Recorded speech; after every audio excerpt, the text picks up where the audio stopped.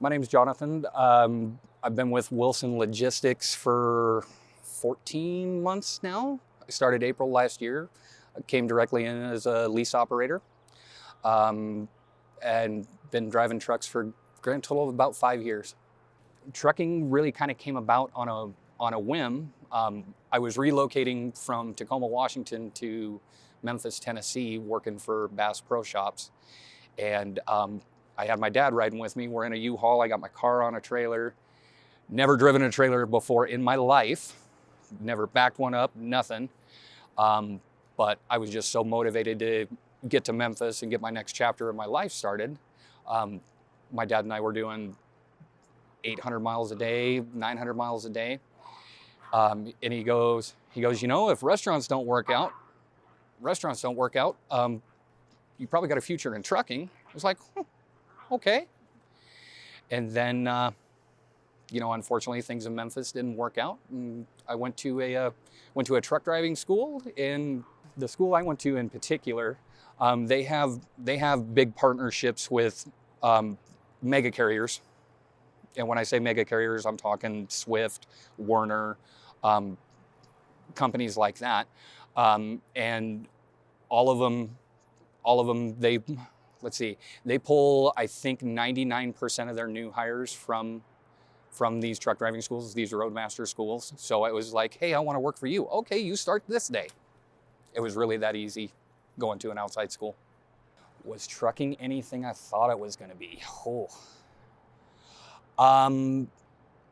Again, yes and no. How do I put this? The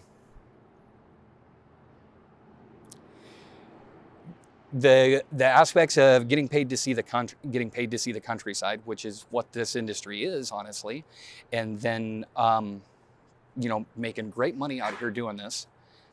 Yeah, that part's been great, but the realization of all the little moments you miss at home, all the birthday parties, things like that, all the sacrifices you got to make along the way, it's like, oh, I really want to be there, but I can't, kind of thing.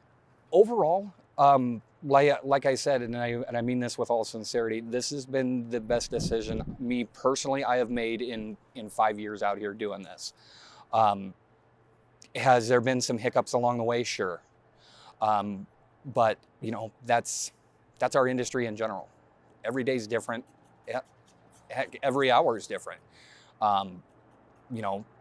Things change constantly. It's to be ultimately successful, you got to be willing to adapt to the change. You can't let it get you down if they say, well, you're going to go pick this up, and 20 minutes later, no, scratch that, you're going to go over here and pick this up. You can't let stuff like that get you down. Everybody in all the terminals is phenomenal. I mean, the big thing for me, and this was my start with Wilson Logistics. 2 weeks into my lease, my radiator blew. 9 ways from Sunday, my radiator just blew from the inside out, basically, and it was a brand new truck. Not even 10,000 miles on my truck. I wound up being down for 10 days. In Redding, California, in the north end of Redding, California, which, if anybody knows where that's at, there's not a lot out there. There's really not. Constantly, I was getting phone calls from fleet managers checking to make sure I was okay.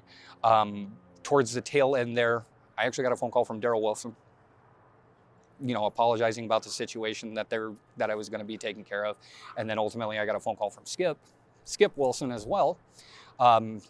And he and I talked, and me being a brand new owner operator, if anybody knows anything about that side of the business, 10 days in a hotel, it did not cost me a dime after it was all said and done.